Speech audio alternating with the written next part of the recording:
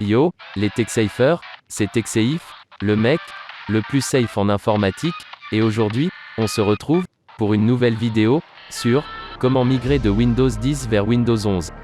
Si tu veux le savoir, regarde la vidéo jusqu'au bout, n'hésite pas aussi, à laisser un pouce bleu, ça fait toujours plaisir, et si tu es intéressé par ma chaîne, tu peux t'abonner, c'est 100% gratuit. Assez baboté, on passe tout de suite sur le site. Donc on est sur une page, du site malecal.com, qui explique comment mettre à jour Windows 10 vers Windows 11, plusieurs méthodes sont possibles, sauf par Windows Update, qui sera proposé plus tard, sur les ordinateurs les plus récents qui sont éligibles avec TMP 2.0, et qui, répondent, aux exigences, des configurations minimales requises pour migrer de Windows 10 à Windows 11, mais pour les anciens PC, genre par exemple, le plus vieux qui ne répond pas à tous ces critères de configuration minimale requis, tu peux forcer la migration vers Windows 11, vous pourrez toutefois forcer la mise à jour, à travers l'assistance de mise à jour Media Creation Tool, et, le fichier ISO de Windows 11. La mise à niveau, prend environ 1 heure. La méthode de l'ISO, permet de passer, un vieux PC, ou un PC récent, vers Windows 11. Mais si tu souhaites, vérifier la compatibilité de ton PC, Microsoft a mis à disposition, un logiciel de contrôle d'intégrité du PC. D'ailleurs, si tu veux télécharger le logiciel, le lien est en description. Enfin, avant toute modification du système, il faut mettre à l'abri vos données, pour être sûr de ne pas les perdre. Ainsi avant tout, sauvegardez vos données importantes. Pour cela, vous pouvez copier les fichiers essentiels, vers un support externe, par exemple, clé USB, disque dur, CD, etc. Ou utiliser un logiciel de sauvegarde. On passe à la prochaine étape, et cette étape, consiste, à télécharger l'ISO de Windows 11, donc, vous cliquez sur l'un des 3 liens, ça dépend de quelle version, vous voulez avoir. Et je mettrai aussi ce lien en description.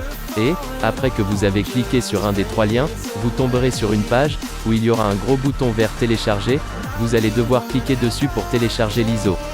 Puis, une fois que l'ISO, vient de finir d'être téléchargé, sur votre ordinateur, vous double-cliquez dessus pour l'ouvrir, puis vous double-cliquez sur Setup. Une fois que vous aurez double-cliqué sur Setup, vous tomberez sur cette page, c'est là que l'installation de Windows 11 commence.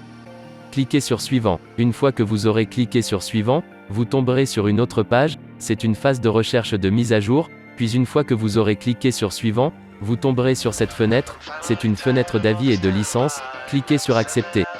À nouveau, une phase d'obtention des mises à jour s'opère. Le téléchargement des mises à jour prend du temps, patientez. Puis la configuration de Windows 11, vérifie la compatibilité de votre PC, et si vous avez assez de place disque. Si la migration vers Windows 11 est prête, et si tout va bien, un message vous indique, prêt pour l'installation. Cliquez sur Installer. À partir de cet instant, vous ne pourrez plus utiliser votre PC. Puis une page bleue qui se nomme Installation en cours de Windows 11 s'ouvre. Des copies de fichiers s'effectuent, cela va prendre beaucoup de temps. Laissez l'opération se dérouler. Après que c'est fini, votre PC va se redémarrer automatiquement pour afficher un écran noir qui se nomme Installation des mises à jour. Cette phase prend beaucoup de temps et le PC peut redémarrer plusieurs fois. À partir de là, le système est mis à jour vers Windows 11. Il ne reste plus que quelques étapes avant de pouvoir profiter du nouveau système d'exploitation. Enfin, la page d'identification de Windows 11 s'affiche.